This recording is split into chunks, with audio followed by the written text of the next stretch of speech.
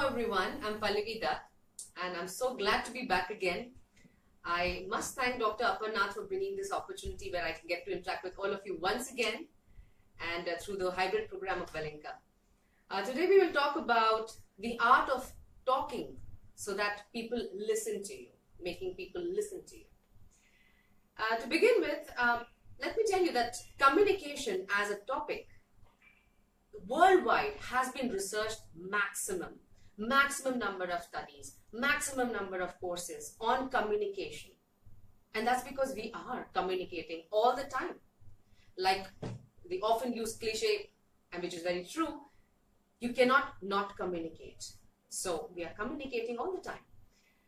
Now, what we need to realize is how powerful communication is. Communication can maybe start wars. Communication can make peace. Communications can build relations. Communications can spoil relations. Whatever. Be it in your professional space or in your personal space, social space, wherever you are communicating.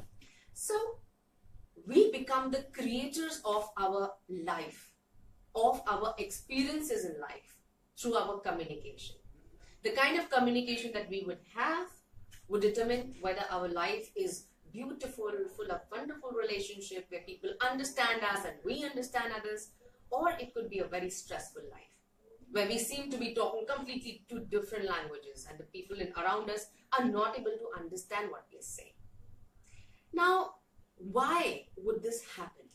Why would this happen? There are communication barriers which we do not realize. So if I were to mention the typical barriers that can be there, one could be the physical barrier. The other is the psychological barrier. Third is the technical barrier. And fourth is linguistic barrier. And when I talk about the physical barrier, it means the actual physical conditions maybe are not conducive for communication. And therefore your message is not reaching correctly to the other person. Or for example, maybe the place is very crowded, it's a very noisy place, it's a place full of distraction. So that becomes physical barrier. Secondly, psychological barriers. Now, this is about the mindset of the people involved in the communication. What shapes this barrier is the experiences that the people have had before that. The kind of maybe prejudice that people have, the bias that they have, past experience regarding certain similar situations, their emotional state at that point of time, or any of those things are making up the psychological barriers. Thirdly, the technical barriers, which are the actual technical things. Maybe you're talking over the phone and the network is not too good, or the computer not working, the internet not working, etc. Lastly, the linguistic barrier is about the language. So like what Nelson Mandela had said, when you talk to people in a language that they know, you talk to their mind. And when you talk to people in their mother tongue, you talk to their heart. So it's very important that we use a language that the other person feels comfortable with. So these are the 4 different types of barriers that are reason for miscommunication or our message not being understood by the other person. Now, all of us want to be heard. We want to be understood. How do we make that happen? So here I'm going to talk about basically the psychological barriers more so today. And I will talk about the mindset, the state of mind. What is that made up of? But before I get into that, let me just briefly tell you what is a communication process made up of. It is a very simple 6-step process really. It starts with the sender who would formulate the message whatever he or she wants to communicate. Would that then convert it into actual what exactly has to be said. That message would be sent across, would be received by the receiver. Once received, that message is then interpreted by the receiver, and after the interpretation would be the feedback which goes back to the sender. So this cycle of communication process, that is how it is. Now, as the message is received by the receiver, the next step to that is interpretation, and that is where all the miscommunication, misunderstanding and confusions take place, because what the sender had meant and what the sender had expected as response was not received. The receiver understood the message completely differently. Now, this is where we talk about the psychological barrier. Why did the receiver did not understand the message correctly? So, at this point, I will talk about a concept known as transactional analysis. And this term was coined by an American psychologist named Eric Berne. He was born in Canada. It all began when once he was in the psychoanalysis session of a very well-established lawyer. And during the course of questions and answers, all the logical analysis, the lawyer suddenly said, "Why are you talking to me like that? I'm just a little boy." And that had Eric Berne stunned. Why is this well-established, grown-up man working as a lawyer, why does he want to be seen and addressed as a little child? And that's when his studies started. And based on Sigmund Freud's studies about ego and a lot of interaction with a lot of people, he came to the conclusion which was named as transaction analysis. And of course, it's a very in-depth topic. If I were to just sum it up and give the crux of what transaction analysis is, it is the be-all of us. It explains why people feel the way they feel, why people act the way they act, why people think the way they think. So it's a very, very crucial, important aspect that when we learn about it, we get to understand ourselves very well. Where are we coming from? Why did we feel, think, act the way we did? Also about the other person. Why did that person think, feel, act the way they did? So transaction analysis became a model for understanding and why they react the way they do. So I'm going to incorporate this concept into the art of talking so that people listen to you. How do you talk? So transaction analysis basically talks about ego states. What do we understand by ego states? Ego state, we tend to, in general terms, think, okay, ego, somebody is very egoistic, lots of ego. But no, that's not the thing. In psychological terms, ego state is nothing but a state of mind. And that is what we'll understand. Now, as per Eric Berne, all of us have a PAC in us. P-A-C.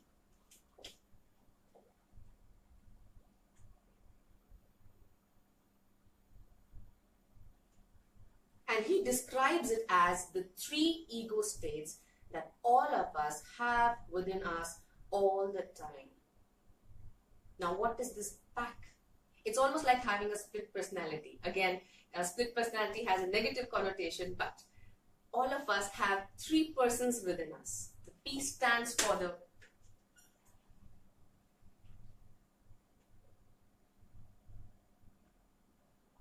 parent ego state.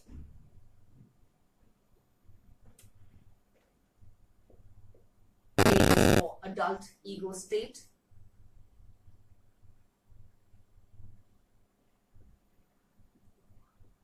And C stands for the child ego state.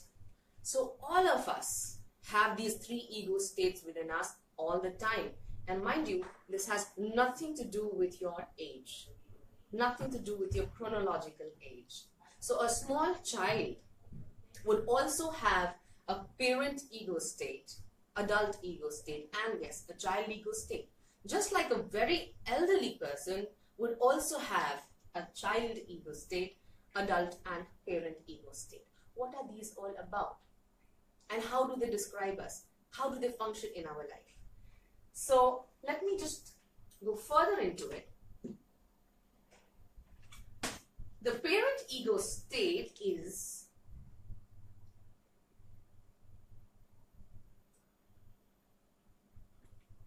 the taught concept of life. So, for example, if I ask you, when you think of your parents, what comes to your mind? And people tend to say, okay, loving, caring, nurturing, dominating, dictators, scolding, do's and don'ts, rules and regulations. These are the general things that come to your mind. That's exactly what our parent ego state is. This is the taught concept of life. So as we were growing up, whatever we saw our authority figures doing, saying the do's and don'ts, don't do this is good, this is bad, this is how you should behave, etc. All of that builds the resource of our parent ego state. And this stays with us for the rest of our life. So whenever you find yourself behaving in a manner which is about some preconceived notions, and also about being judgmental, or about being prejudiced, or about nurturing, taking care of somebody, all of that is happening because at that point of time you are using your parent ego state. Secondly, what is the adult ego state? So, many times in our life, we have people around us telling us, come on, grow up, act mature. What are they expecting from us? They are expecting us to be logical, analytical, controlled emotionally, good decision making, all of these things. And that's exactly what our adult ego state is made up of. So every time when we are functioning from the here and now, we don't go into our past experiences, our past conditioning. We are functioning from here and now. That time we are using our adult ego state. And that is why this is known as the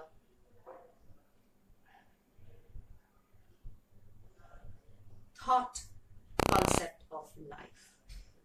Every time that we are thinking, analyzing, being reasonable, we are using our adult ego state. Now, moving on to the child ego state, again, if I were to ask you, what comes to your mind when you think of a child? And you would say maybe carefree, fun-loving, joyous, tantrum, scared, all of these things. And that's exactly what our child ego state is made up of. So every time that we have these emotions of, let's say, joy, fear, despair, excitement, exhilaration, exuberance, maybe even a tantrum, any of these emotions, the whole gamut of emotions in fact, when we act because of those emotions, that time we are using our child ego state. And all of us have it in us. And hence it is known as our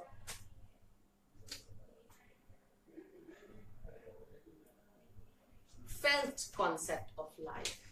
It is how we feel. That takes predominance over anything. We would do something because it feels nice. We would take some plunge into some activity because we felt scared, we felt jealous, we felt threatened, or we felt excited. So feeling is the center of child ego state. Now coming back to the idea that it has nothing to do with our age, and each one of us has these three ego states within us at all time. So right now, as I'm standing in front of you, I have the pack in me. And as you're listening to me, you have the pack in you. Now, why are people different from each other? Why do they behave differently? Is because we become predisposed to using one ego state a lot more than the other. Now, education, I may say, education about people, I would say, communication is nothing but studying people and educating yourself about it. That education would mean that you learn to balance these ego states. You consciously decide, I want to use the thought concept of life right now because it works for me. You consciously decide that you want to use the felt concept of life because it works for you. Now, why do communications go wrong? Because as one person talks, there is one ego state only that the person is using. It could be parent, adult, or child. Now, for example, the person who's talking is using the parent ego state. Now, what is parent ego state made up of? It is made up of do's and don'ts, rules and regulations, being judgmental, etc., nurturing, caring, all of those things also.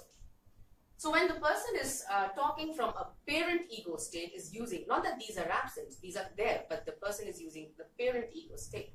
So what kind of language would the person have? It would be maybe a very dominating, strong personality like that, or a very nurturing kind of a caring personality. And a parent ego state would expect a response from a child ego state. That is when a parent becomes a parent. A child makes the parent a parent. Now, when the parent ego state is talking and it is expecting the child ego state, but the response comes from a person who was not in the child ego state at that point of time. Maybe that other person was also in the parent ego state. So obviously now there is a clash. The parent ego state was expecting a child ego state, and the response from a child ego state would have been made up of excitement, joy, fear, etc. But didn't find that. Instead found another parent ego state, which was about do's and don'ts. I know best, I'll solve the problem, I'll tell you what to do. So hence a clash. Or maybe the person who was talking from a child ego state and was expecting another child ego state. Maybe they wanted to bunk their office, wanted to go and watch a movie, was expecting another child ego state to join. So if this, let's say, one employee who was using the child ego state talks to the other employee and says, let's go and watch a movie, I'm fed up of working here, too much of work, let's go. Lack of responsibility, child ego state, was expecting another child ego state, but found the person to be in parent ego state, who said, what nonsense. When are you going to grow up? When are you going to get responsible? Therefore, there is a clash. So this is what happens. This is why our miscommunication happens, or what we're trying to say, we don't get the response that we were looking for. Let's say adult ego state was being used by the person speaking. So this person would be talking about, okay, this is the problem at hand. Let's see what are the options that we have. What is the best course of action? Very analytical, very logical and all of that. And of course was expecting another adult ego state to receive it. But that the person who was receiving the message was in fact maybe in a child ego state, who could rebel and say, you're always telling me things to do. I don't like it. Why can't you just get off my head? So again, there is a clash. So based on this, there are different types of communication. The first one being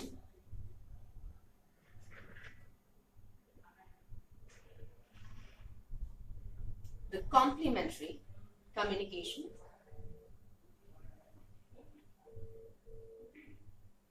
Second is the crossed communication.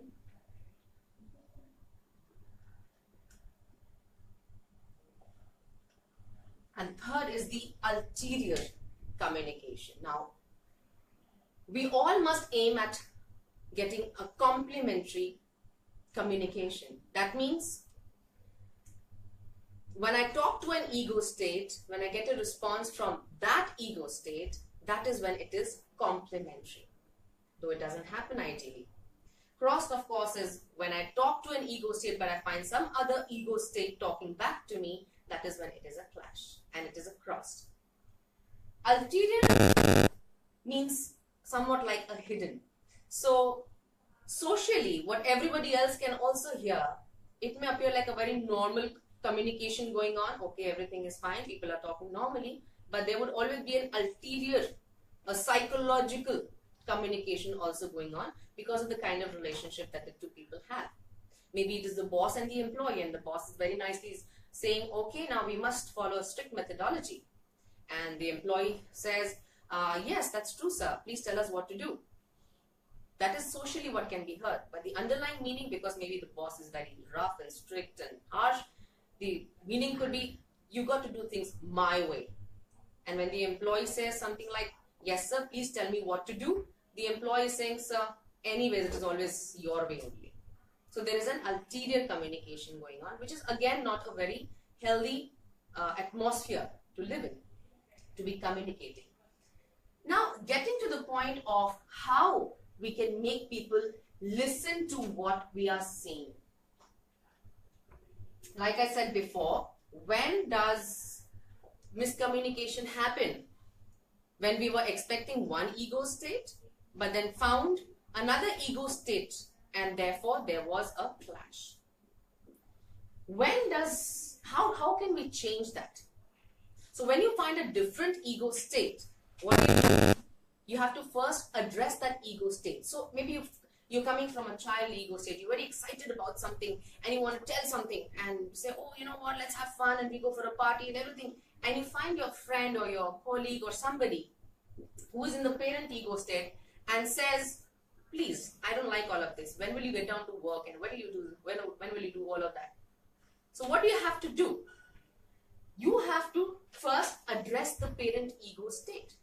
So you will talk the language of the parent ego state first. And what would you say?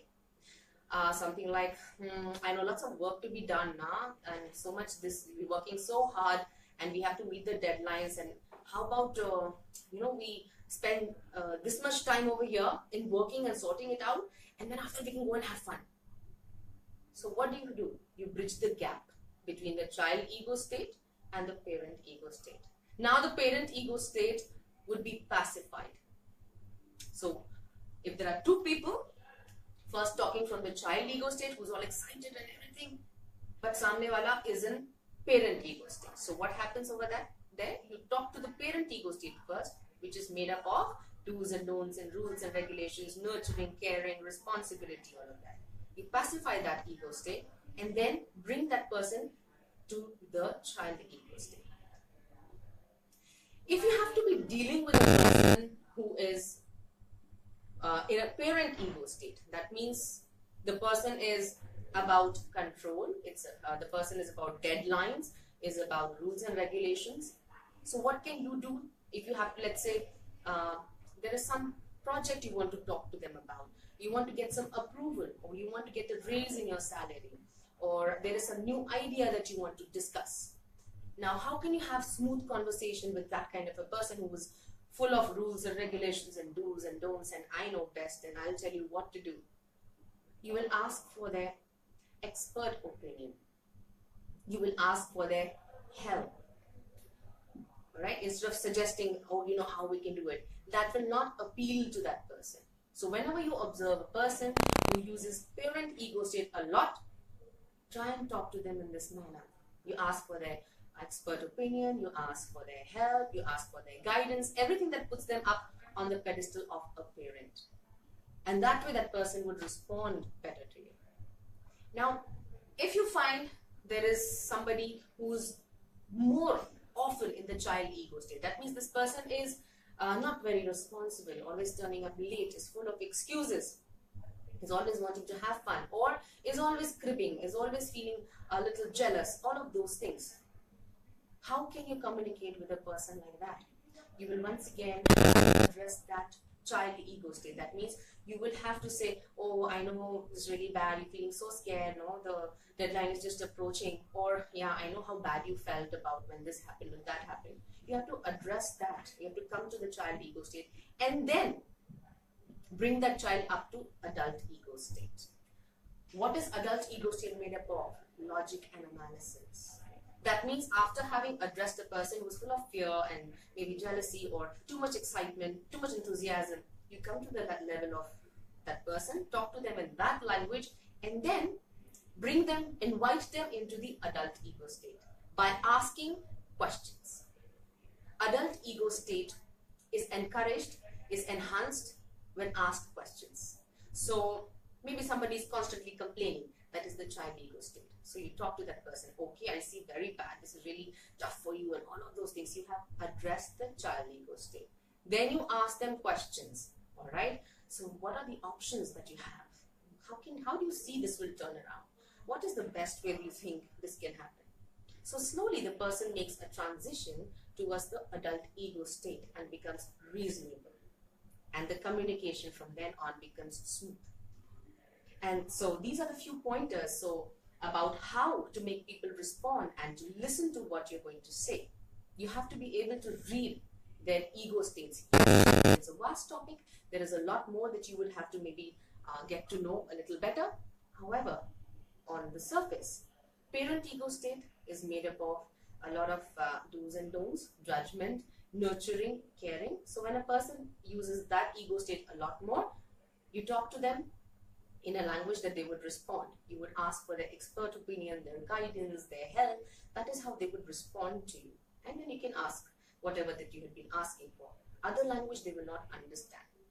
The adult ego state, somebody who's very reasonable and logical and very rational all the time, will not understand the parent ego state language or the child ego state language. You will have to talk to them in a very reasonable manner, ask them questions about this, what is your view on this, what do you know about this, all of those things.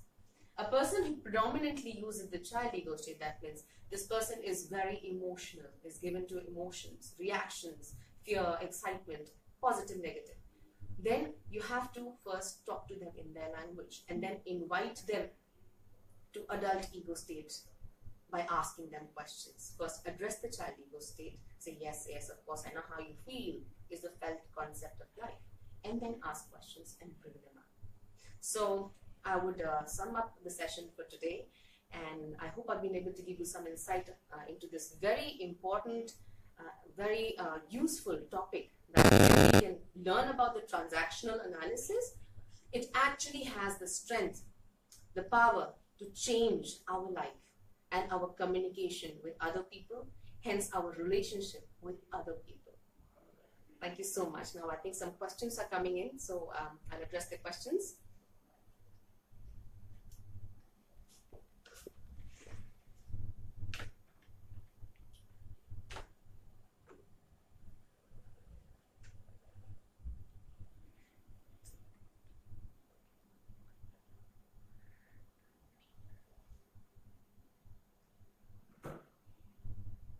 Yeah, by the way, you can definitely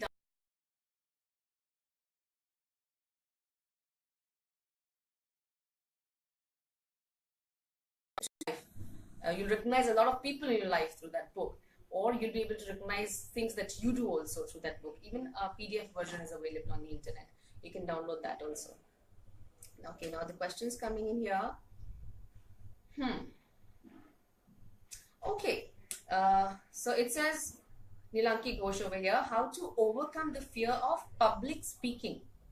Now, if I were to give you the context of what I've spoken just now, fear is the child ego state, right? So if you're fearing the public speaking, that means you're using your child ego state at that point of time.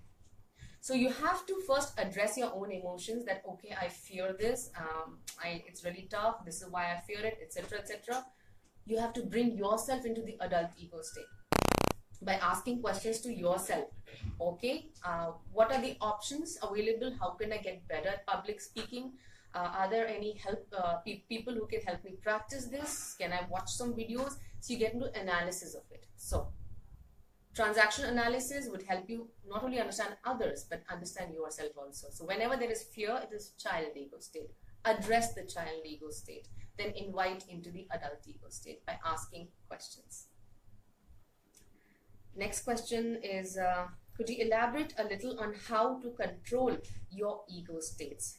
Dheeraj Reddy. Okay, yes, Dheeraj, of course. It's not about really controlling. Every ego state is very useful. Every ego state has a role to play. What happens is that our adult ego state, which is also known as the accounting mode, is able to control or keep in check the parent ego state and the child ego state. So we must, as people, try and use more and more of our adult ego state for healthy relationships, for good communication, for good workplace relations, etc.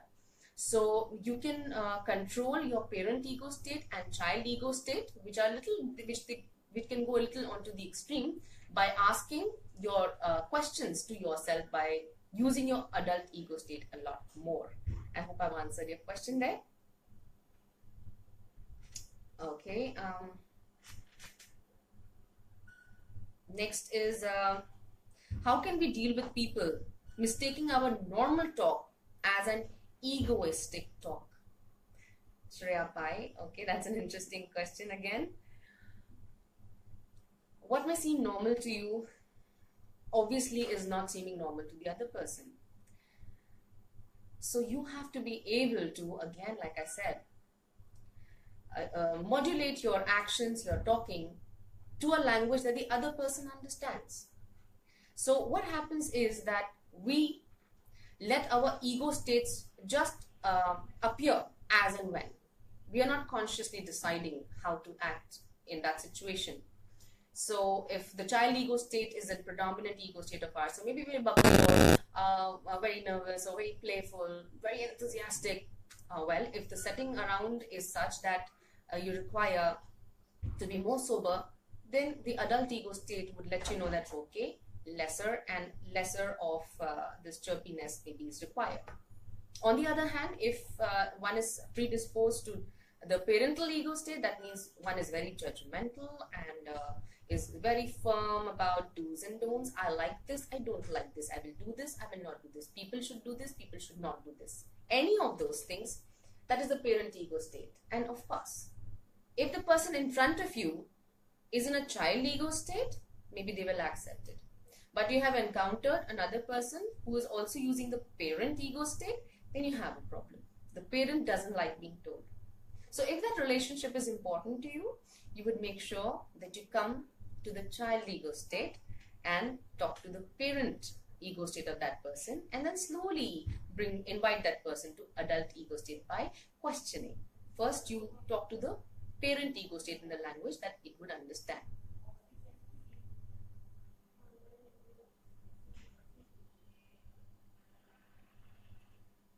Okay, I think that's it for today, and we'll be winding up now, and over to Venkatesh as we wind up. Thank you. Well, thank you so much, Pallavi. The session was really so insightful, and that also emphasizes the need for management students to gain, if not study, to at least touch base upon psychology and the need of psychology in management education these days. Well, friends, thank you for tuning in to this particular space. Well, if you're looking to join the Wellinkar hybrid program, please do log into our website, which is www.wellinkaronline.org. If any of your friends, acquaintances, or if you're looking for an admission, please do call us on 022 4051 4051. That's the admission helpline number. Until then, have a great learning experience, and thank you.